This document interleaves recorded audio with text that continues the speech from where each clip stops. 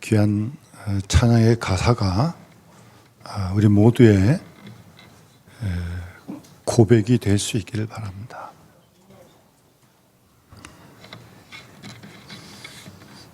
십자가를 우리가 바라볼 때 구원의 역사가 오늘도 이루어지는 줄 믿습니다. 계속 믿음으로 십자가 바라보시고, 그 가사 가운데 그런 가사가 있네요. 나를 변화시킨 그 사랑. 여러분, 십자가의 사랑이 여러분을 변화시켰습니까? 계속 변화되어야 돼요. 하나님 나라 가실 때까지 그 사랑은 우리를 계속 변화시키십니다. 그게 구원의 역사예요. 자신을 잘 살펴보시면서 내 속에 어떤 변화가 있는지 잘 점검하십시오. 중요한 일입니다. 그런 내용이 함께하지 않으면 글쎄요, 우리의 신앙을 다시 한번 정확히 점검해야 할 것이고요. 그 사랑, 그 은혜가 늘 감사한 것이고, 나를 변화시킨 그 사랑이 우리가 주님의 발자취를 따라서 순교의 삶을 살게 할 줄 믿습니다. 뭐 다 순교하시라는 게 아니고, 우리가 생활 속에서 뭐 직장이나 가정이나 학교에서 일터 속에서 순교의 삶을 살아가는 거죠. 순교적인 삶을. 그게 주님의 발자취를 따르는 그리스도의 제자 아닙니까? 오늘 제자가 되려면 그런 제목인데 아주 꼭 맞는 귀한 찬양 감사드리고요. 우리 모두의 고백과 기도 제목이 될 수 있길 바랍니다. 여러분, 엊그제 3월 1일 날 뭐 하셨습니까? 이 타임스퀘어 보니까 막 미어질 것처럼 뭐 차가 많이 들어오고 사람이 뭐 엄청나게 많더라고요. 여러분, 오늘 그 3.1절 105주년이었는데 여러분, 이 역사를 기억하지 못하면 자기 뿌리를 모르는 거거든요. 그러면 안 되잖아요. 여기 뭐 1919년에 태어나신 분은 아무도 안 계신데 그래도 일제강점기를 겪으신 어르신들은 계시잖아요. 그럼 우리가 또 그런 얘기를 우리가 듣고 있잖아요. 우리 젊은 분들도 그런 역사는 알아야죠. 그때 살지 못했어도. 그거를 기억 못하면 안 되죠. 한번 영상 좀 틀어주십시오. 한 3분짜리 영상인데 우리가 좀 3.1절을 기억하고 틀어주세요.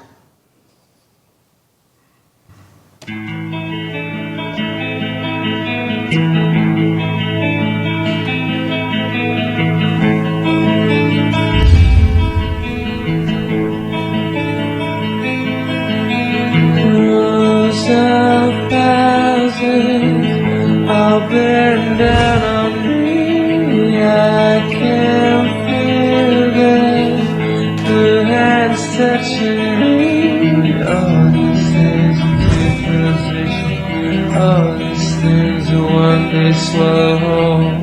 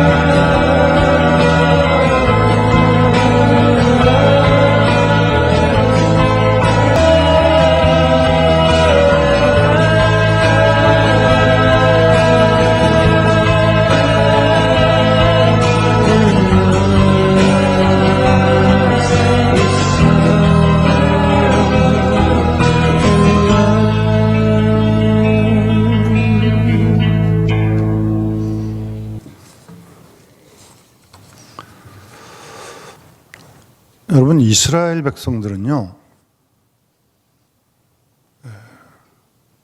출애굽의 역사를 4,000년이 지난 지금도 유월절 절기로 지키고 있습니다. 4,000년 지났는데. 또 하루 지키는 게 아니고 일주일 동안 지킵니다. 그러니까 이스라엘 백성들의 정체성은 출애굽의 구원 사건을 빼고는 말할 수가 없습니다. 그래서 자녀들에게 부지런히 가르치시는 겁니다. 하나님이 우리를 이렇게 구원하셨다. 예. 여러분, 우리도 우리의 역사를 잊지 말아야죠. 뭐 잘한 거 잘못한 거 다 있겠지만, 근데 우리 더 중요한 건 믿음의 눈으로 하나님께서 우리나라의 역사를 어떻게 이끌어가고 계셨는가, 우리 그거 놓치지 말아야죠. 여러분, 이 3.1운동에 대해서 1919년 4월 30일 날짜로 미국 기독교연합회 동양문제연구위원회에서 이런 기사를 기록했습니다. 예수교회가 이번 운동에 참가한 것은 정당했다고 믿지 않을 사람은 한 사람도 없다. 많은 목사, 장로 및 학생 이름 있는 평신도들이 지금 감옥에서 형고를 겪고 있다는 것이 바로 예수교회의 영향이 전국에 미치고 있다는 증거가 되는 것이다. 우리 예수교인만이 현 시점에서 국제정세에 정통하여 민족 자결의 횃불을 들겠다는 판단을 내렸던 것이다. 그것도 시간적으로 보아 이 때가 가장 적당하다고 판단할 만큼 그 안목이 트여 있었다. 예수교인만이 참혹한 식민정책에서 소망을 포기하지 않았던 유일한 부류의 한국민이다. 미국 기독교연합회 동양문제연구위원회에서 발표한 글에 이렇게 기록이 되어 있는 겁니다. 여러분 아시는 대로 그 독립선언문이 33인이 민족 대표였는데 그 중에 16분이 그리스도인이었습니다. 여러분 그 당시 1919년 당시 한국의 그리스도인은 1% 정도였습니다. 1%. 그런 상황에 민족대표 33인의 16분이 그리스도인이었다.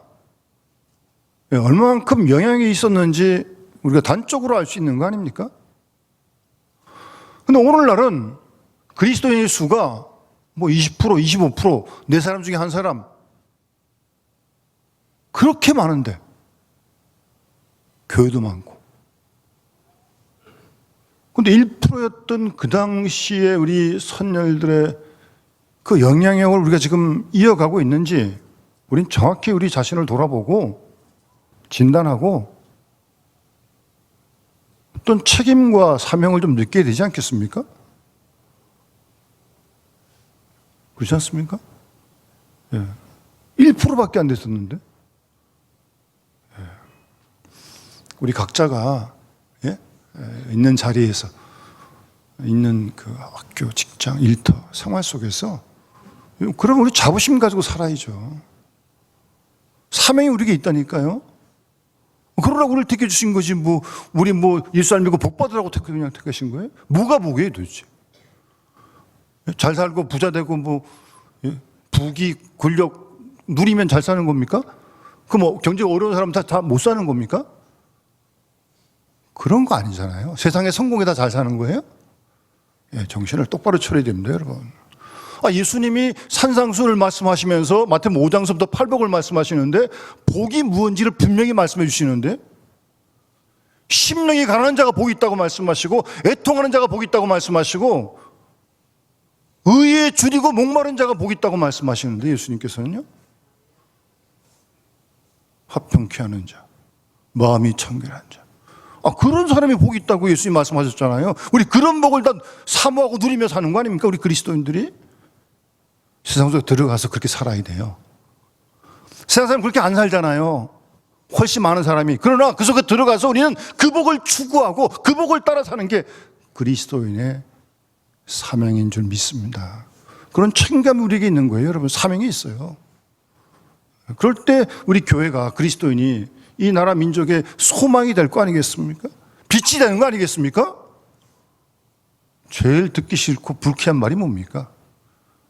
뭐 예수 믿는 사람도 별로 다르지가 않더라. 다 세상 추구하는 거 똑같이 다 추구하고, 다 욕심내고, 다 정욕대로 살려고 그러고. 교회 가는 것만 다르다. 아, 이게 얼마나 치욕적인 말입니까, 여러분?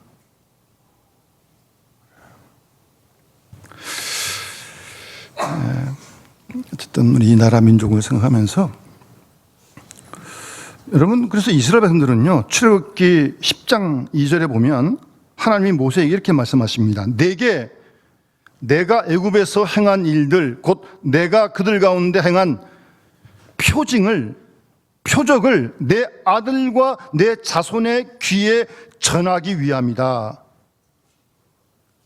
내 아들과 내 자손의 귀에 하나님이 그 출애굽 가운데 역사하신 그 행한 일을 전하기 위함이라는 거예요. 가르쳐줘야 돼, 자녀들에게요. 다음 세대에게요. 그 요엘서 1장 3절에도 너희는 이 일을 너희 자녀에게 말하고 너희 자녀는 자기 자녀에게 또 말하고 그 자녀는 후세에 말할 것이니라. 하나님의 행하신 놀라운 구원의 역사를 계속 자녀들에게, 다음 세대에게 가르쳐줘야 됩니다, 여러분. 모르잖아요. 보지도 못했는데, 듣지도 못했는데. 그런 하나님이 이런 분이시다. 이렇게 우리를 구원하셨다. 계속해서 말씀해 주셔야 돼요, 여러분. 다음 세대에게. 하나님을 증거하는 거예요, 하나님을. 하나님이 이런 분이시다. 이렇게 함께 하셨다. 이렇게 구원하셨다. 계속 그렇게 말씀하고 있는 거예요. 그 예레미야 10장 6절에도 여호와여 주와 같은 이가 없습니다. 주는 크시니 주의 이름이 그 큰 권능으로 말미암아 크시도다. 하나님의 이름의 그 권능을, 그런 하나님이 없다는 겁니다. 하나님을 가르쳐 주는 거예요, 여러분.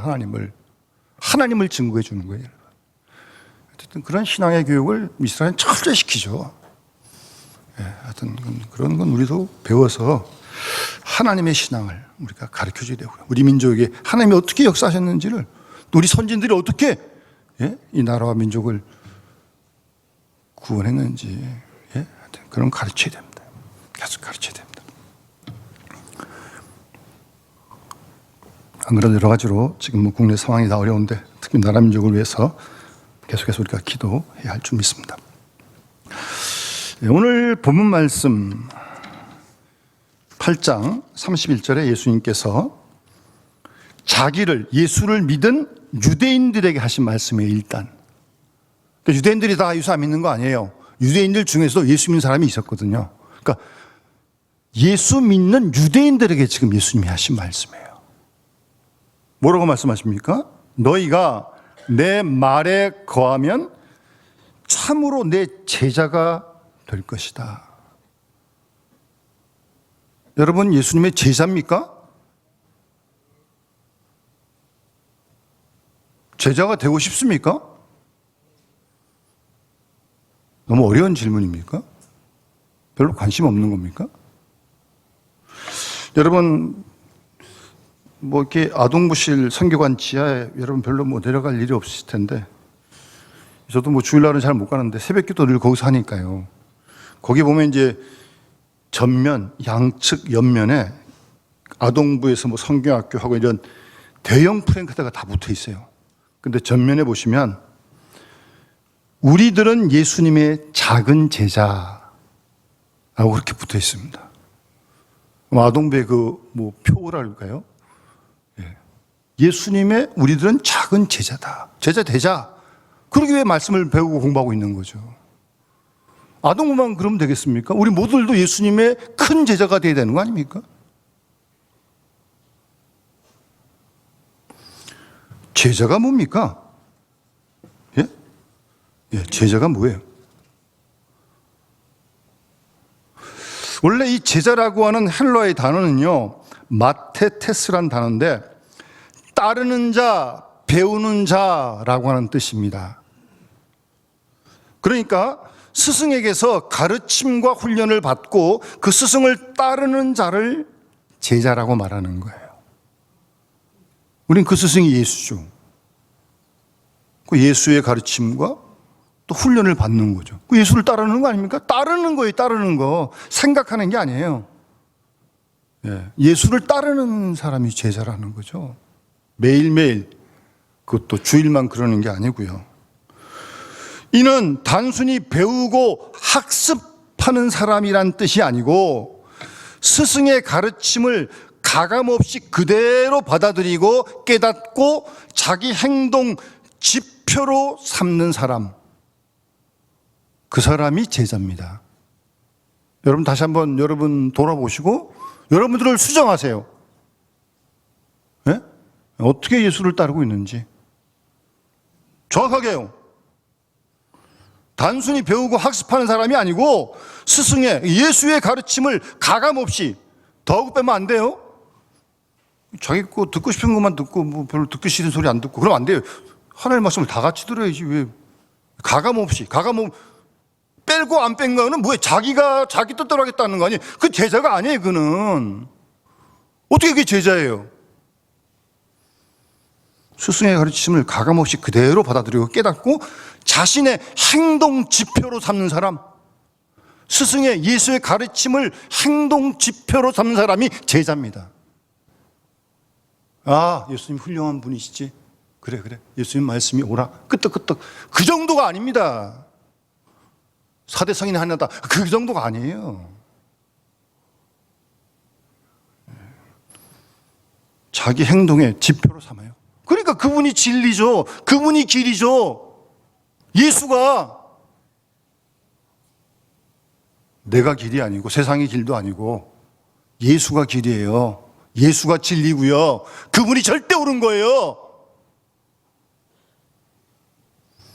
그래서 스승의 철저한 추종자를 말하는 것이 제자다. 철저한 추종자예요. 추종자. 완전 100% 주님 따르는 거예요, 여러분. 요만큼 남겨뒀다가 뭐 요거는 하고 요거는 빼고 뭐 그러는 게 아니고요. 철저한 추종자. 그게 제자라는 겁니다, 여러분. 부담이 되죠? 부담 되죠. 우리 속에는 뭐 이게 뭐 자충우돌하는 게 하도 많으니까. 그러나 어쨌든 분명히 알고 따라야죠, 그래도. 뭐 충돌은 하건 말건. 그래서 원래 기독교에서는 좁은 의미로는 12제자 그럴 때 12제자가 예수님의 제자죠. 1차적으로는. 근데 넓은 의미로 보면 예수를 구주로 고백하는, 예수를 그리스도로 고백하는, 그래서 예수를 쫓는 모든 사람들이 다 제자인 거죠. 넓은 의미로. 실제로 사도행전 6장 7절에 보면 하나님 말씀이 점점 왕성하여 예루살렘에 있는 제자의 수가 더 심히 많아졌다. 그러니까 이건 12제자를 얘기하는 게 아니죠. 그러니까 넓은 의미의 제자의 수가 많아졌다라고 사도행전 6장 8, 7절에 기록하고 있습니다. 뭐 그 외에도 성경을 보면 구약 시대에도 하나님의 가르치심을 받는 사람을 제자라고 불렀습니다. 구약 시대도. 그래서 이사야 8장 16절에 보면 너는 증거의 말씀을 싸매며 율법을 내 제자들 가운데 봉함하라. 그런 용어를 썼어요. 구약 시대에도. 뿐만 아니라 신약 시대에도 세례 요한의 제자도 있었어요. 원래 예수님 따르던 제자 중에 뭐 안드레, 베드로 이런 두 사람 원래 세례 요한의 제자였어요. 예수님께로 전향했죠. 그래도 세례 요한은 비합하지 않았습니다, 여러분. 나는 쉬어야겠고 그분은 흥이겠다. 나는 그분의 신발끈도 감당하기, 풀기를 감당하기 못한다. 정말 사심 없는 사람이에요, 세례 요한은요. 훌륭한 사람이죠. 어쨌든 그 제자도 있었고, 심지어는 모세의 제자로서 바리새인들도 제자라고 부르는 게 마태복음 22장 16절에 보면 있습니다. 이에 바리새인들이 가서 어떻게 하면 예수를 말의 올무에 걸리게 할까 하고 자기 제자들을 헤롯 당원들과 함께 예수께 보냈어요. 책 잡으려고 바리새인들이 그 제자들을 헤롯 당원과 함께 예수님께 파송을 한 거죠. 흠집 잡으려고. 그 바리새인의 제자도 있었다는 거죠. 이렇게 다양하게 썼던 것을 성경에서 볼 수 있습니다. 그런데 예수님께서는, 예수님의 제자는 예수님의 제자가 되려면 예수 그리스도의 가르침에 오늘 8장 11절에 거해야 된다고, 내 말에 거해야 된다고 말씀하고 있습니다. 그게 제자입니다, 여러분. 예수님 말씀 안에 거해야 돼. 거한다는 게 뭐예요? 머물러 있어야 돼요. 계속 그게 제자입니다. 그리고 요한복음 13장 보면 사랑해야 됩니다. 사랑하면 너희가 내 제자인 줄 알리라라고 말씀하셨어요. 여러분 사랑하십니까? 누구를 얼만큼 사랑하십니까? 예, 사랑해야 제자입니다. 뿐만 아니라 상당히 부담이 됩니다. 그리고 예수님 말씀대 들어야지 어떡합니까? 제자가 되는 일은요, 자신의 모든 걸 포기하고 심지어 자기 목숨까지도 미워하라고 말씀하십니다. 자기 목숨을 미워하라고요. 누가 그래? 누가? 자기 목숨을 죽도록 지켜야지. 남은 죽어도. 근데 자기 목숨을 포기하라고, 미워하라고. 더 자기 십자가도 또 져야 된다고요. 그게 정말 예수님 제자되는 길이 절대 쉽지 않습니다, 여러분. 휘파람 불면서 그러고 갈 일이 아니에요, 이게. 알고는 가야지, 그래도. 좀 부담되지만 주님 말씀이니까 들으셔야 됩니다, 여러분. 여러분, 성경을 내가 듣기 좋은 말만 들으면 안 돼요. 음식을 내가 입에 만다고 내 것만 먹으면 됩니까? 편식하면 됩니까? 내 입에 안 맞아도 건강한 건 먹어야죠. 예수님 말씀 다 들어야죠. 오늘 이 말씀 상당히 부담되는 말씀이 사실은 저도 부담이 아주 많이 됩니다. 아주. 누가복음 14장 25절 이하에 수많은 무리가 함께 갈새 예수께서 돌이키사 이르시되, 예수님 말씀이에요. 무릇 내게 오는 자가 자기 부모와 처자와 형제와 자매와 더욱이 자기 목숨까지 미워하지 아니하면 능히 내 제자가 되지 못하고. 예수님 말씀이에요. 누구든지 자기 십자가 지고 나를 따르지 않는 자도 능히 내 제자가 되지 못한다. 예수께서 하신 말씀입니다. 그러면서 누가복음에만 있는 비유예요. 이 비유는 예를 들어서, 신뢰를 들어서 어떤 결단을 촉구하는 말씀이에요, 사실은. 28절에 너희 중에 누가 망대를 세우고 할 때, 망대 이렇게 파수꾼 서 있는 이 망대를 세우고자 할진데 자기가 가진 것이 준공하기까지 족할는지 먼저 앉아 비용을 계산하지 않겠느냐. 망대 세우는데 5천만 원 든다.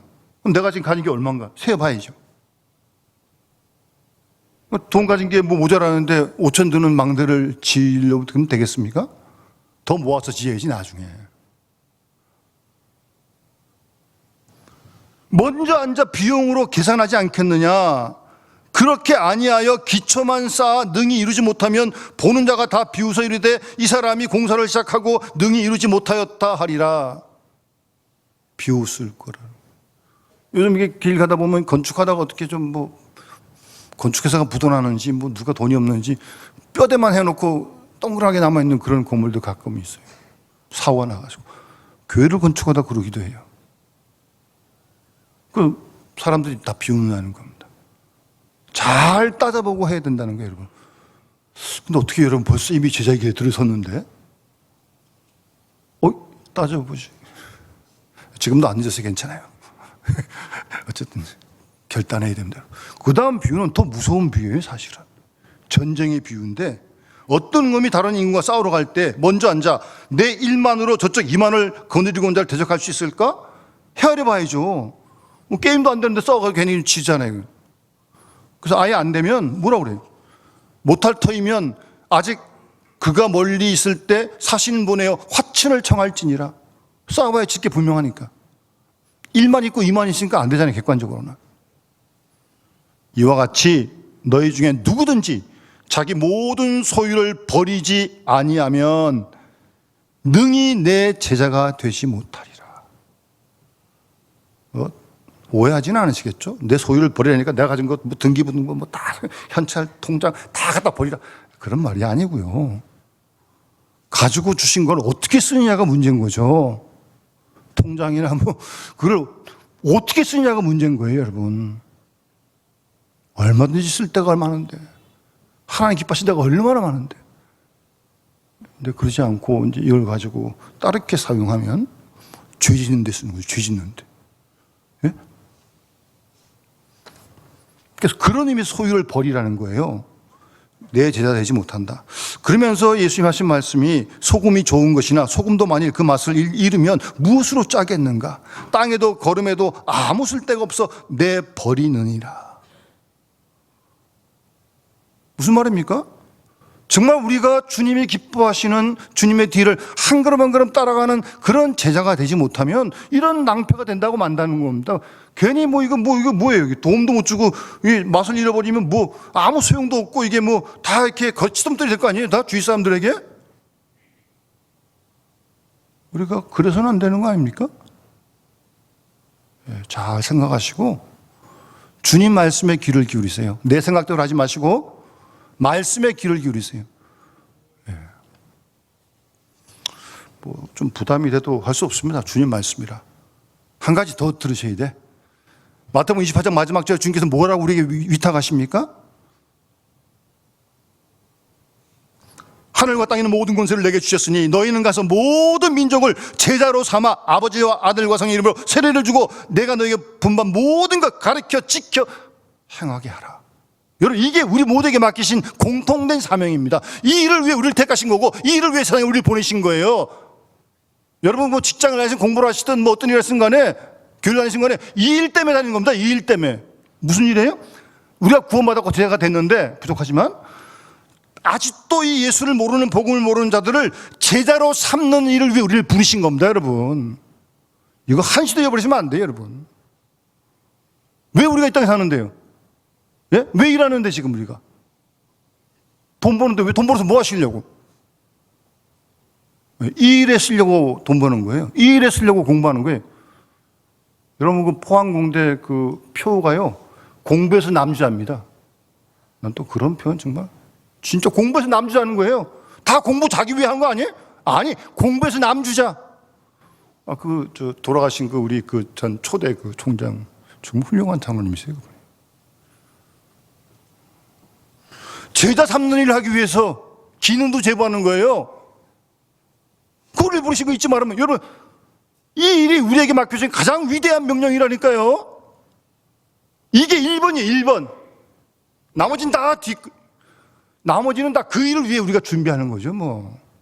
이거 잊어버리면 안 됩니다. 여러분, 주님 말씀인데 부활하고 승천하시면서 마지막 우리가 하신 당부이신데 어떻게 우리가 이걸 잊습니까?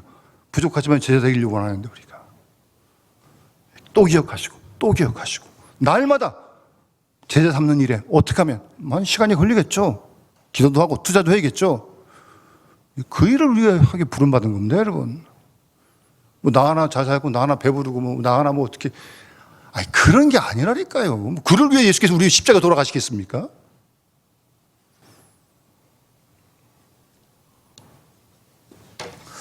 죄송하지만 주님 말씀이라 저도 전할 뿐입니다. 저도 별로 안 하고 싶은데 예수님 말씀이니까 안 전할 수 있나요? 제가 목사가 뭐 하겠습니까?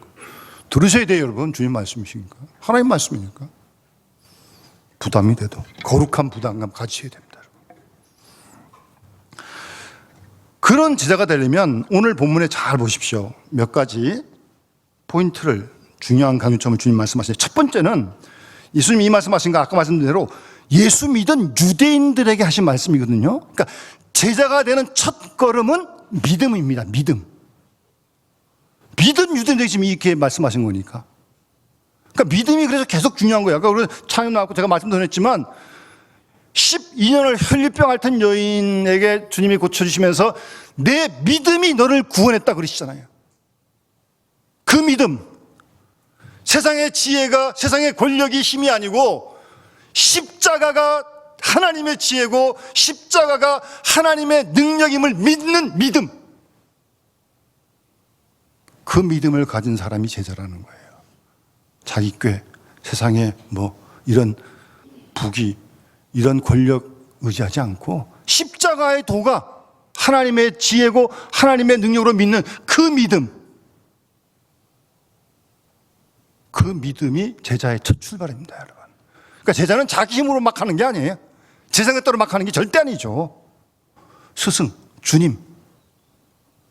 그러니까 믿음이 참 중요하고 늘 우리 믿음을 점검해야 됩니다. 그래서 믿음이란 감정 아닙니다. 느낌 아닙니다. 그런 것도 있지만 믿음은 지정의가 함께 동반이 돼야 돼요.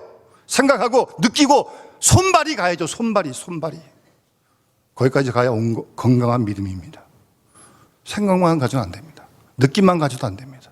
감정만 가지고도 안 됩니다. 다 필요합니다. 그러나 의지가 따라가지 않으면, 그렇지, 결단을 촉구하는 말씀들이 그 누가복음 14에 있는 말씀들은 그게 제자의 길이라는 겁니다, 여러분. 알고는 있어야죠.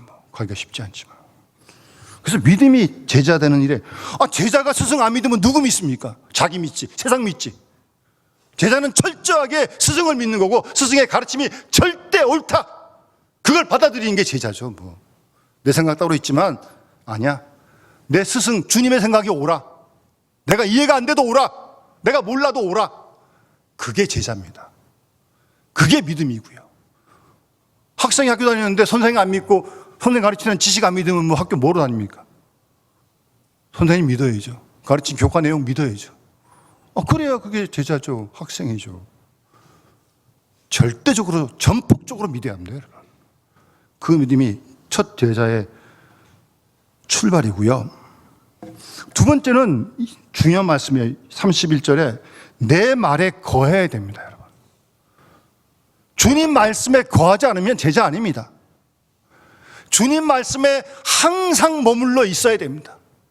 그래서 밤낮으로 주야를 말씀을 묵상, 그게 비유가 아니고요, 실제로 주야로 늘 말씀이 우리 속에 계속 있어야 돼요. 그렇지 않으면 제자 되지 않는다는 거죠. 못 산다는 거죠. 말씀에 거해야 제자가 된다니까요. 그 말씀 안에 안 거하면 자기 안에 거하는 거죠. 내 생각 안에 거하는 거죠. 그게 무슨 제자예요, 자기 생각대로 하는 게. 예수님 말씀대로 해야지. 그러니까 여러분, 계속해서 우리가 계속 점검해야 됩니다. 내가 생각하는 생각, 내가 하는 말, 내가 하는 행동, 정말 하나님 말씀 어디에 기준한 건지 늘 체크해야 돼요, 여러분. 말씀 안에 거해야 제자라는데 말씀 안에 안 거하는데 무슨 제자가 돼요? 다른 말로 바꾸면 말씀 안에 거한다는 말은 그 말씀을 살아낸다는 말이죠. 예? 정말 쉽지가 않죠. 우리들이 하고 싶다는 게 충동이 너무나 많아요. 그런데 그게 아니고 꺾고 못 박고 십자가에 주님 말씀대로 우리가 살아내도록 힘쓴다는 거예요. 그게 제자라는 거 주님 말씀 아닙니까? 그 말씀이 진리니까, 그 말씀이 내가 할 길이니까, 그게 제자예요, 여러분. 계속 말씀에 거해야 됩니다, 여러분. 예? 그냥 주야 아니라 하루 종일 사실 거해야 돼, 말씀 속에.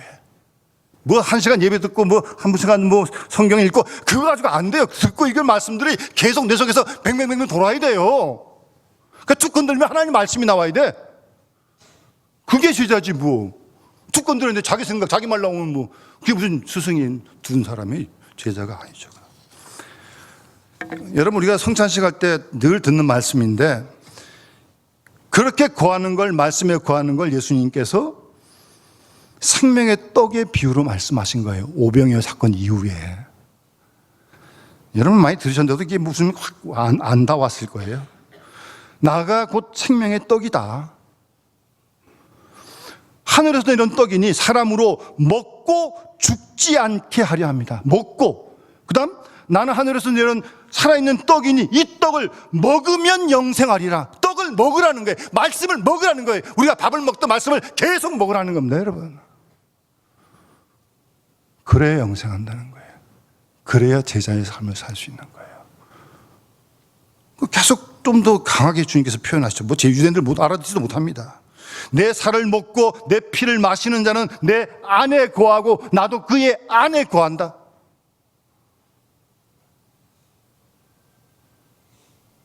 주님 말씀을 먹고 주님 피를 마시는 자라야 주님 안에 거한다는 거예요. 주님 안에 거할 때 나도 너희들 안에 거하겠다고 주님 말씀하시는 겁니다. 우리가 말씀 안에 거하는 게 주님 안에 거하는 거예요, 여러분. 어렵게 생각하지 마세요. 물론 몰라서 못하는 건 아니지만 정확히는 말뜻은 그래요.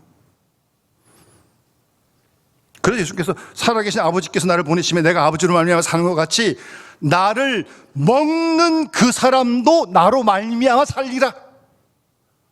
아주 구체적으로 표현하지 않습니까? 나를 먹는 사람, 생명의 떡이신 예수의 말씀을 먹는 사람도 먹으라는 거예요. 우리가 밥 먹듯이 계속 먹으라는 거예요, 여러분. 아주 그냥 구체적인 표현을 쓰는 거거든요. 나로 말미암아 살 것이다. 주님께서 그렇게 말씀하십니다. 말씀 안에 거하는 거예요. 말씀 안에. 말씀에 깊이 들어가서 말씀에 그냥 푹 빠지는 겁니다. 저 완전히 푹 빠지는 거예요, 그냥. 그러면 그 말씀이, 그 진리가 우리를 인도해 가는 거죠. 그런 사람이 말씀 순종하지 않겠습니까? 어떻게 말씀 순종 안 합니까? 그런 사람이, 그런 제자가. 그렇게 말씀에 깊이 들어가 있는데, 말씀을 먹는데. 그리고 중요한 건 말씀에 거한다는 것은 계속적으로 말씀을 먹어야 돼요, 여러분. 계속적으로. 그냥 주일날 한 번 먹고 안 된다니까요, 여러분. 월요일도 드셔야 되고 화요일도 드셔야 되고 그것도 안 돼요. 새벽에도 드시고 저녁에도 드시고 계속 말씀을 먹어야 돼요, 여러분. 예? 그래야 제자라니까요. 내 안에, 내 말에 거해야 된다는 것. 그래야 참 예수님의 제자가 된다는 말씀 잘 기억합시다. 늘 말씀 안에 거해야 됩니다, 여러분. 여러분 생각을 붙들지 마세요. 생각을 의지하지 마세요. 생각이야 무슨 생각을 못하겠습니까? 내 생각이고 주님 말씀, 이 말씀. 그럴 때 진리를 알게 되고 그 진리가 너희를 자유롭게 하시겠다고 말씀합니다. 여러분 우리 자유 누리고 싶지 않습니까? 여러분 이렇게 얼금매고 막 눌리고 막 짓누리고 막 그런 게 이 말씀 안에다 서지 못해서 그런 거예요. 진리를 알게 되면 그 진리가 너희를 자유케 하리라고 말씀하십니다. 그 진리가 우리를 두려움에서 자유케 하고요. 그 진리가, 그 말씀이 연약한 우리 자신들을 이기게 하는 힘을 주십니다. 여러분 우리가 자신을 제일 잘 못 이기는 거 아닙니까? 게을러지고 낙심하고 절망하고 원망하고 불평하고 미워하고 다 자기한테 지는 거 아니에요? 말씀을 의지할 때 나 연약한 부분을 이기게 하실 줄 믿습니다. 말씀이. 그리고 다른 사람 신경 안 씁니다. 말씀에 서 있는 사람은 딴 사람 신경 안 씁니다. 다 딴 사람 신경 쓰니까 뭐 체면 처리하려고 그러고 뭐 나 누가 보면 날 어떻게 볼까 맨날 그 속에 묶여 있는 거 아니에요? 불필요한 자존심 가지고. 말씀에 서 있으면요, 그러는 다른 사람의 시선으로부터 다 자유하게 됩니다, 여러분. 더 중요한 건 죄를 범하는 자마다 죄의 종이라고 했는데 말씀 안에 가면 죄로부터 자유합니다. 죄를 지면 죄를 반복해 짓고 죄를 변명하는 죄를 짓고 말씀에 있지 않으면 죄 짓는다니까요. 행동을 안 하고 뭐 생각을 짓고 뭐 죄를 범하는 자마다 죄의 종이라고. 그러니까 말씀 안에 서 있을 때 죄를 이기게 하고 더 중요한 건 말씀 안에 거할 때 죽음을 이기게 하십니다. 예? 죽음을 이기게 하세요. 나를 믿는 자는 죽어도 살겠고 죽어도 살겠고 죽음도 이기게 하십니다. 그런 능력 있는 말씀을 우리가 붙들고 의지하고 믿는 거예요, 여러분. 그럴 때 자유함을 누리게 된다는 말씀입니다. 우리 오늘 말씀 기억하시면서 나름적으로 기도하는 건 물론이고 더욱더 우리 남은 우리 신앙의 일생 여러분 철저하게 말씀에 거하세요. 지금이라도 늦지 않았습니다. 말씀 안에 거할 때 예수님의 제자가 되고 더 굳게 믿어야 되고 그럴 때 이런 놀라운 자유를 우리가 누리게 될 줄 믿고요. 아직도 그 자유를 누리지 못한 사람들이 주위에 얼마나 많습니까? 불쌍하잖아요, 여러분. 그런 마음을 갖고 그들에게 가르쳐 지키게 하는 거예요. 그들 제자 삼는 거예요, 여러분. 그런 하나님 기뻐하시는 귀한 제자의 삶을 살아가는 우리 모든 믿음의 신앙들 주 여러분을 축원합니다. 우리 찬양 함께 드리면서 봉하도록 하겠습니다.